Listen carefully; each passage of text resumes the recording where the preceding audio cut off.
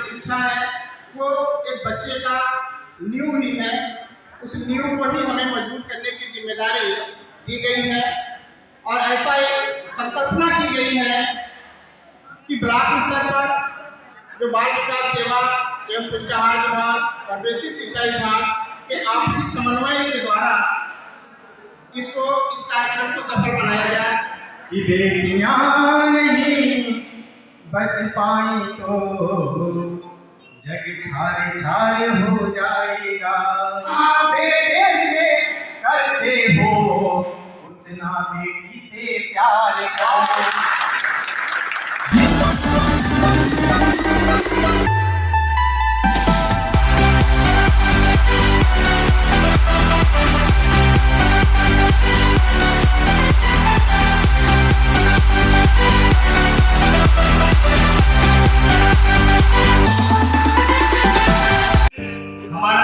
हमारे बच्चे कार्यक्रम के अंतर्गत जो भी हमें मिला है स्कूल रेडीनेस कार्यक्रम, प्राथमिक और पूर्व प्राथमिक कक्षाओं के बच्चों के लिए यह कार्यक्रम बनाने की प्रक्रिया में मैंने प्रयास किया है। सबसे बड़ा रोल होता है शिक्षक तो विद्यालय में मौजूद होता है। वास्तव में बहुत सारी समस्याएं हैं हम लोग सामने, लेकिन इन समस्याओं में हल कैसे निकाला जाए।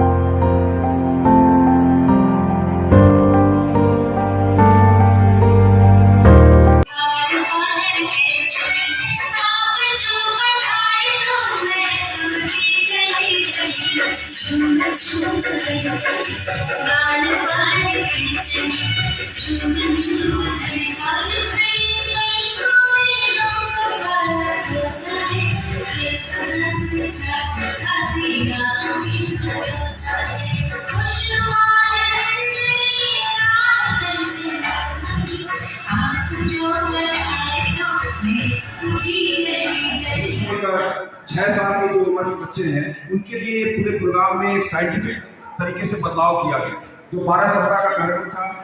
और निश्चित रूप से हमारे शिक्षकगण जो यहाँ बैठे हुए हैं नोडल कक्षा 1 के और साथ ही साथ जो आंगनबाड़ी लोग बैठे हुए हैं, इसमें नो डाउट आप लोग भी इस पर सहमति जताएंगे कि बच्चों का बहुत अच्छे से विकास हुआ। ये आंगनबाड़ी के जो हमारे कायकल्प के हैं, अलग अलग जनपद के आपको यहाँ दिखाई दे रहे हैं। यहाँ पर भी जिस तरह से चुनाव किया गया है और मैं मुख्य रूप से सीडीपो साहब का, इसके लिए भी एक ऐप बनाया गया है। मैं स्कूल नहीं जाऊंगी। रामू को स्कूल क्यों नहीं भेज रहे हो? मास्टर जी घर पर बहुत काम।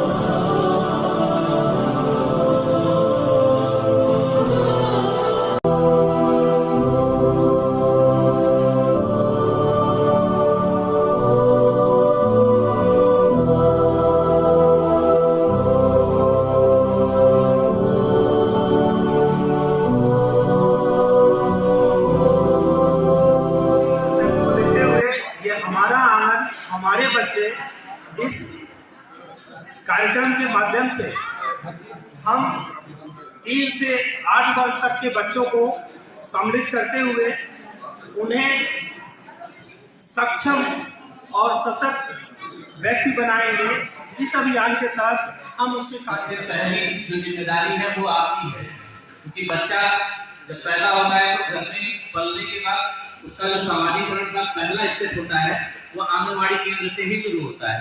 तो यहाँ पर आपकी जिम्मेदारी बहुत बड़ी है कि आंगनवाड़ी केंद्र पर जब बच्चा आता है तो उस समय उसका मानसिक विकास, उसके साथ साथ उसका शारीरिक विकास हो रहा होता है। और इसी के तहत निपुण भारत कार्यक्रम जो चलाया जा रहा है उसमें लर्निंग आउटकम्स पे बेसिकली हम फोकस करते हैं।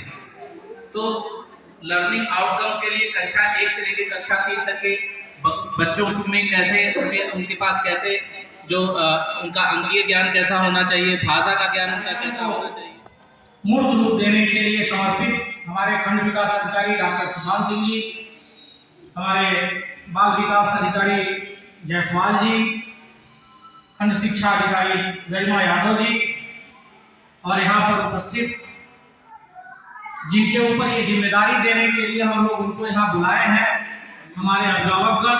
और उसके लिए आंगनबाड़ी की एक महिलाएं अपने घर की जिम्मेदारी के साथ साथ समाज की जिम्मेदारी को लेकर चलने के लिए शिक्षित हो रही है, प्रेरित हो रही है और सरकार उनको प्रोत्साहन दे रही है। एक अंश है थोड़ा सा कि संघीय शक्ति कलयुगे। आज के कलयुग में अगर संगठन है, सभी लोग एक साथ करके हैं, तो किसी भी लक्ष्य को, किसी भी उद्देश्य को पूर्ण करने में हम पीछे नहीं हो सकते। तो आप लोग भी जितने अभिभावक हैं और गांव में जाके कह दीजिए।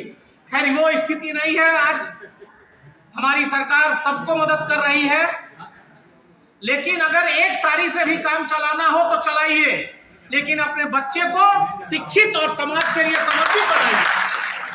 आज ये कार्यक्रम बुलाने का क्या उद्देश्य है? क्यों आंगनबाड़ी के लोगों को और हमारे टीचर्स को एक साथ लाया गया है? हम ये सभी जानते हैं कि जो आंगनबाड़ी है वहीं से हमारे बच्चों की पढ़ाई की शुरुआत हो जाती है कि किस प्रकार से हम बच्चा जब पढ़ना सीखने लगे तभी से उस पर एक मॉनिटरिंग की जाए। यहाँ पर आंगनबाड़ी और बेसिक शिक्षा विभाग में समन्वय बनाने की जरूरत है। सबसे पहले हम लोगों ने ECCE कार्यक्रम जिसमें आंगनबाड़ी कार्यकर्त्री बहनों का हम लोगों ने 3 दिवसीय ट्रेनिंग करवाई थी। इसके बाद में हम लोगों ने स्कूल रेडीनेस की एक ट्रेनिंग कराई जिसमें कि जो रेडीनेस के टीचर्स हैं उनकी ट्रेनिंग कराई। तो इसके लिए बहुत जरूरी है कि जो हमारे आंगनबाड़ी कार्यकर्त्री बहनें आज यहाँ पे आई हैं वो लोकेटेड सेंटर से हैं, और इसी के साथ साथ हमारे जो टीचर्स हैं रेडीनेस आपस में समन्वय स्थापित करें, इनसे भी बच्चों की लिस्ट प्राप्त कर लें और उन बच्चों के लिए भी अपनी कार्य योजना में स्थान दें, क्योंकि निपुण भारत मिशन में बाल वाटिका के लिए एक हमारा लक्ष्य निर्धारित है। हम जब तक उनके भी लक्ष्य को पूर्ण नहीं करेंगे हम अपने मिशन को प्राप्त नहीं